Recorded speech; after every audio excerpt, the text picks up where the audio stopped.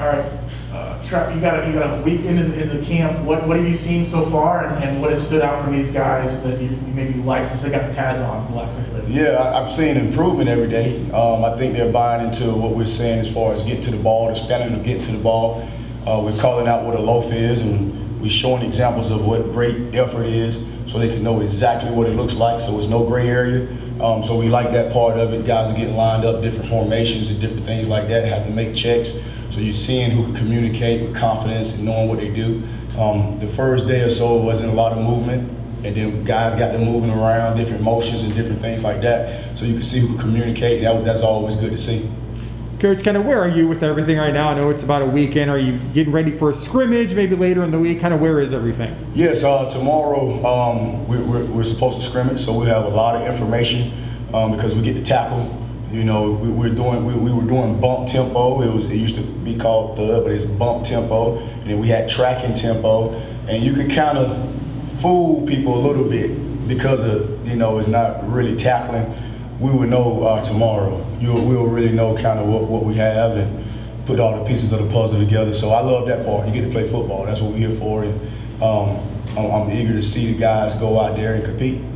Travis, how much of the system are you guys already installed, or is that something that comes later on in camp, or are you just trying to get the basics down right now? The basic system. So this is like our third time installing. So it's not the guys' first time seeing it. And again, we're going to do what the guys can do. You know, so right now we're in the process of seeing what they can do, and then kind of go from there, doing some different things and just seeing what is best for UCF defense. And that's the fun part. That's the fun part, and that's why they call us coach. And we're not going to beat a system into them. We're going to figure out what they can do, and that's the best thing about what we do is just figuring out who can do what, put the right tails in the right seats, and we'll be good to go. Coach, what are you seeing from Jeremiah Jean-Baptiste? You know what, just man, he's taken a huge step forward since I've gotten here, when we first got here, and every day during the spring and this fall camp, just taking that step forward, putting him in different situations so he can communicate, and he's taking a step forward. I really like his progress. Obviously, UCF had multiple guys in the secondary drafted. How is that unit coming along? Maybe some other guys stepping up. What's going on there? Yes, you know, we got a lot of guys at, you know, different positions back there. And again, we're just trying to put the right tails in the right seats, and that's the part, just watching them and seeing the guys communicate and seeing the guys gel. And we're playing kind of musical chairs a little bit to see who fits where, and we'll know a lot more after tomorrow scrimmage. But they're coming together. They're coming together, and it's always good. You know when they're getting comfortable in the system, when you hear them communicating and communicating with confidence. And even I tell them, like, man, say something. If we all wrong, we all right.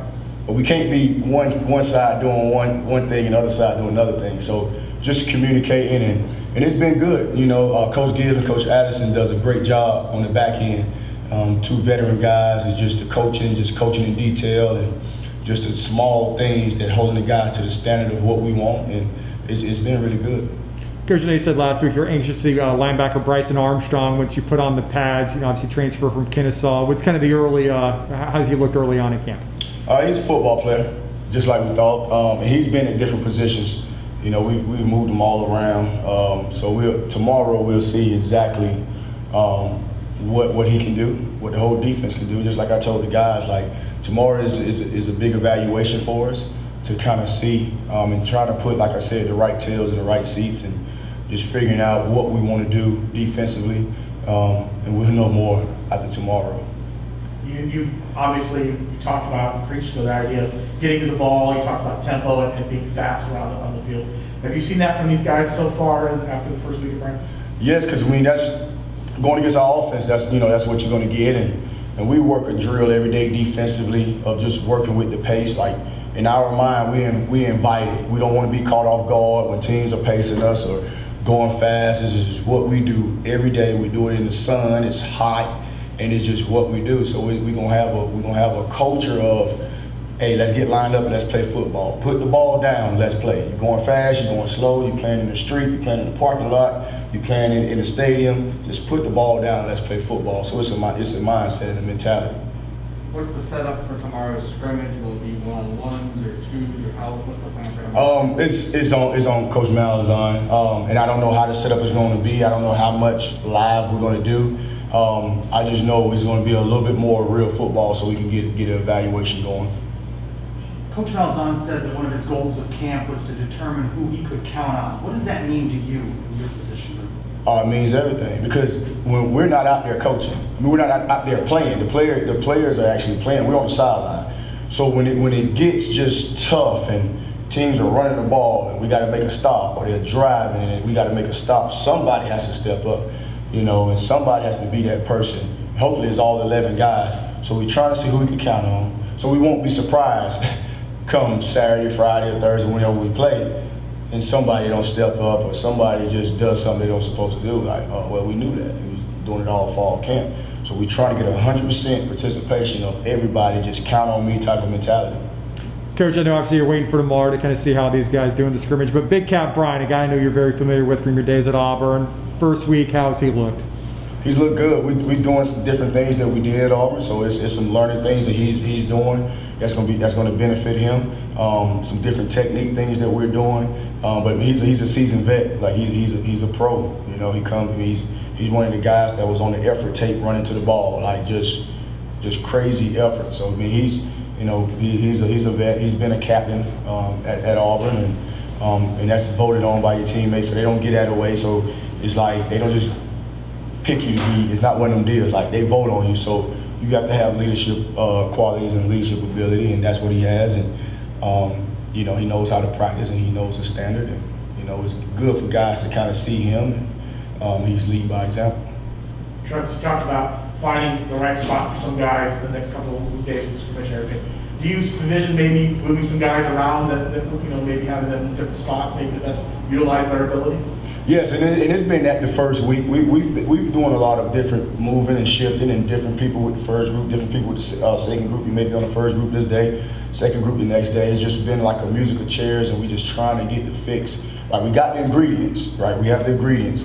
Now we're just trying to just make sure we cook the right meal and put all the ingredients in there. So that's what it's about, and we're trying to be 22 strong. It's not about 11. We need to be 22. If we get 22 guys, because guys get nicked and bruised and different things like that.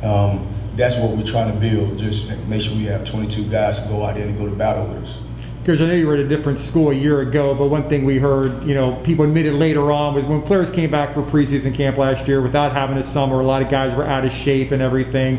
Now that they've had that, are you seeing players the way it should be, maybe like you saw at Auburn 2 years ago? Yes, I mean, guys, I think that's just to commend Coach Dawson, what he did with the strength staff, and just having them running this summer and doing different things. And we do some different running out to practice just to make sure we stay in shape. And it's fast at practice, so you're getting in shape doing practice, but the guys are in shape.